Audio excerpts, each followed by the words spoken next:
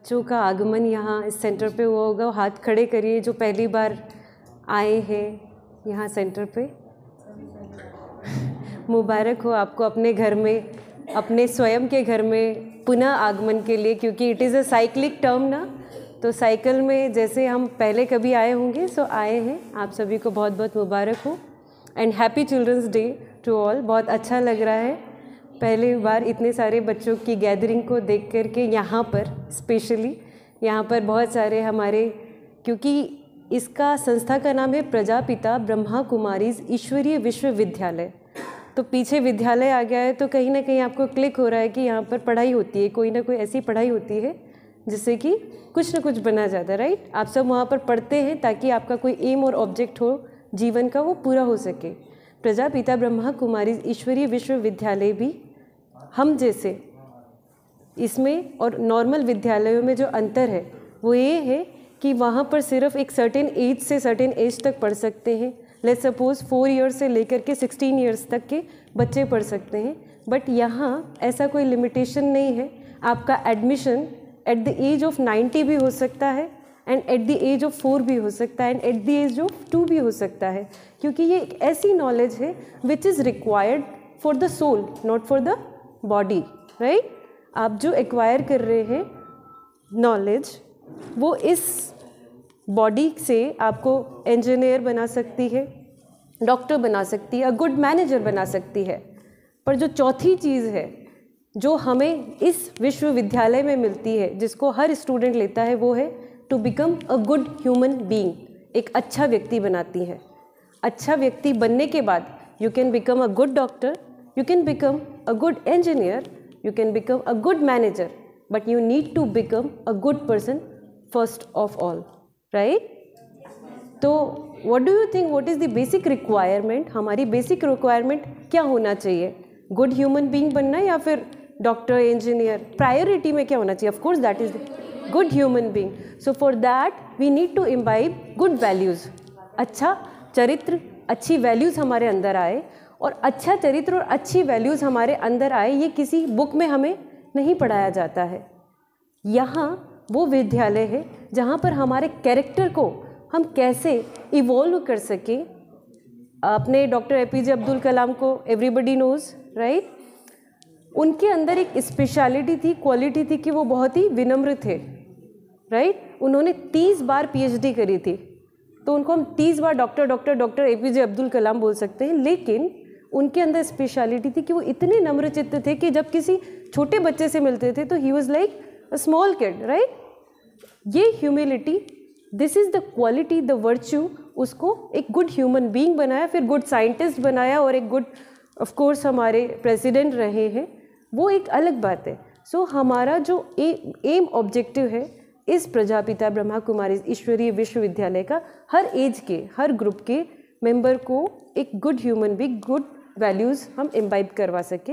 Let me brief the history. 1936 में इस संस्था का इस्टेब्लिशमेंट हुआ था by the founder Prajapita Brahma, जिनका अर्लियर नेम था दादा लेखराज। जब भगवान शिव निराकार उनकी बॉडी में इनकारनेट हुए तो उन्होंने उनको ब्रह्मा नाम दिया। हम सब ने जानते हैं कि किसी ने संकल्प से सृष्टि रची, ब्रह्मा ने संकल्प से सृष्टि रची। संकल्प माना योर थॉट, तो the thought which is given by the निराकार Shiv who incarnated in his body gave him a vision, एक साक्षात्कार कराया कि एक ऐसा दुनिया आने वाला है वो जो कि गोल्डन एरा है, जिसको हम बोलते हैं ना स्वर्णिम भारत, वो आने वाला है। बट लाना कैसे है उसकी क्लैरिटी नहीं थी। और फिर धीरे धीरे एजुकेशन, ये पढ़ाई गई, जिसको हम यहाँ पर बोलते हैं मुरली या knowledge, the flute of knowledge, जो हम रोज़ यहाँ पढ़ते हैं। And we are transforming us into becoming a good human being, a good person, a good soul who will carry over these संस्कार to the next birth and who will create this India into a golden India. 1936 के बाद 1950 में undivided India, जो कि अखंड भारत था, वहाँ सिंध हैदराबाद से ये मूव हुई संस्था 1950 में भारत में, क्योंकि पार्टीशन 1947 में हो गया था भारत में। यहाँ पर माउंट आबू में इसका हेड ऑफिस है। वहाँ से 1969 में प्रजापिता ब्रह्मा जिन्होंने अपनी मोटर कॉइल को छोड़ा, उसके बाद दादी प्रकाश मणि इसकी प्रतिनिधित्व करने लगी। उन्होंने 2007 तक इस संस्था का प्रतिनिधित्व किया और उन्होंने इस संस्था को, जो सिर्फ भारत में सीमित थी 1969 में, उसको 140 देशों तक लेकर के गई। This is the only women led organisation है पूरे वर्ल्ड में। पूरे, ये बहुत ही प्राउड की बात है। आप इतनी सारी फेमिनिज्म है, आप इस बात पे क्लैप कर सकते हैं कि this is the only organisation which is world's most women led organisation है भारत में, जहाँ पर औरतों की बहुत ही बड़ी दुर्दशा है।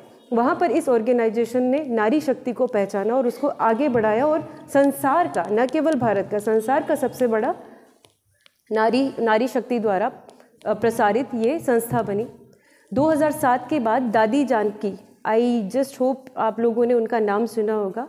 अगर नहीं सुना है तो मैं आपको बता देती हूँ। She is the world's most stable minded lady. ये अवार्ड उनको दिया गया था। उनको इस सम्मान से क्यों सम्मानित किया गया? क्योंकि जो प्रैक्टिस, जो पढ़ाई हम करते हैं और फिर पढ़ाई के साथ हमें प्रैक्टिस भी करनी पड़ती है। आप लोग जो भी स्कूल में पढ़ते हैं उसके बाद प्रैक्टिस करनी होती है। That is we call it yoga. Yoga that means जोड़, कनेक्शन, राइट। योग को हिंदी में जोड़ बोलते हैं, एडिशन। तो इस एडिशन को, योग को जब हम लगाते हैं सुप्रीम से, तो उसको राजयोग बोल देते हैं। और वो राजयोग करने से माइंड बहुत स्टेबल हो जाता है, कंसंट्रेशन बहुत हाई हो जाती है। और उसका प्रमाण हम आपको दे रहे हैं दादी जानकी, जो कि बहुत एजुकेटेड नहीं थी। शी वॉज फोर्थ क्लास और 5th क्लास, जो भी नॉर्मल एजुकेशन में थी, लेकिन वो दुनिया के जितने भी माइंड वाले लोगों थे उनमें सबसे ज़्यादा मोस्ट स्टेबल माइंडेड लेडी थी। तो मुझे लगता है कि थोड़ा brief seed of this organisation मैंने आपको दिया है। अभी भी ये संस्था बहुत आगे बढ़े जा रही है, जबकि जो फाउंडर ऑफ द ऑर्गेनाइजेशन जब चला जाता है तो संस्था के डूबने के बहुत सारे चांसेस हो जाते हैं। बट ये संस्था ब्लूम हुई और भी ज़्यादा बढ़ती गई, because this is not led by some person, it is led by निराकार परमात्मा शिव। ओम शांति। आपको कोई डाउट हो तो बताइए।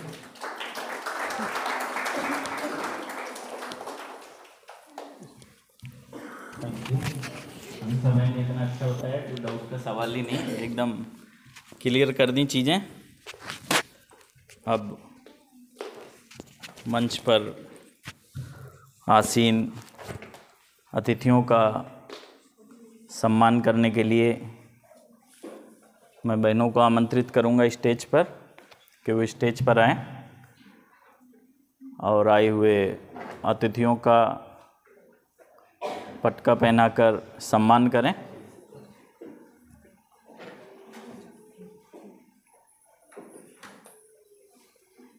सबसे पहले आदरणीय दीदी जी, जिनके मार्गदर्शन में, जिनकी प्रेरणा से ये संस्था कार्य कर रही है, जोरदार तालियों से अभिनंदन करेंगे परम आदरणीय कृष्णा दीदी जी का, जिन्होंने पूरा जीवन ईश्वरीय सेवा में दिया है।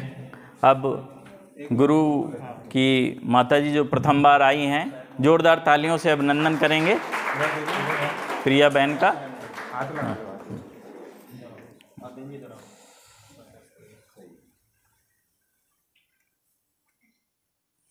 जिन्होंने बहुत ही सुंदर पालना दी, संस्कार दिए।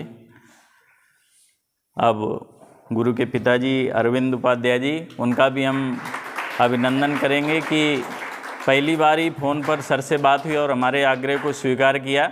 इतना भाव और इतना ऊंचा व्यक्तित्व, इतना सरस स्वभाव कि हमारे सहज आमंत्रण को उन्होंने स्वीकार किया और हमारे बीच पधारे। बहुत बहुत अभिनंदन।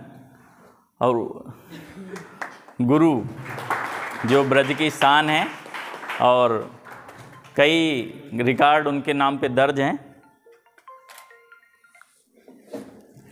अब हमारे बीच में चंद्र प्रताप सिकरवार जी, जिनका पत्रकारिता में एक विशेष स्थान है, पत्रकारिता के फील्ड में ब्यूरो चीफ हैं, वो हमारे बीच में जज की भूमिका में हैं और स्वागत के क्रम में खुशबू सोनी मैम, जो पेंटिंग के क्षेत्र में अपना नाम रोशन कर रही हैं और राष्ट्रीय और अंतर्राष्ट्रीय स्तर पर उन्होंने अपनी कलाकृतियाँ प्रस्तुत की हैं। उनका भी हम जोरदार अभिनंदन करते हैं आज के आयोजन में। स्वागत के अगले क्रम में हंसा बहन, जो हमेशा सहयोगी रहती हैं और मेडिटेशन के अभ्यास से उन्होंने बहुत ही चमत्कारिक परिणामों को प्राप्त किया है। उनका अभिनंदन। मनोज भाई का धन्यवाद। साथ में हमारे आलोक भाई जी, जो कि इस कार्यक्रम की सारी रूपरेखा और आज जो कार्यक्रम सफल हो पा रहा है, के आलोक भाई जी, जो कि रिफाइनरी में सीए हैं और फिर भी हमारे बीच में हैं। एक बार जोर से उनके लिए ताली बजाएंगे, बहुत बहुत योगदान है। और आए हुए सभी बच्चों का, टीचर्स का भी जोरदार तालियों से अभिनंदन करते हैं कि आज के आयोजन में उन्होंने अपनी सहभागिता की।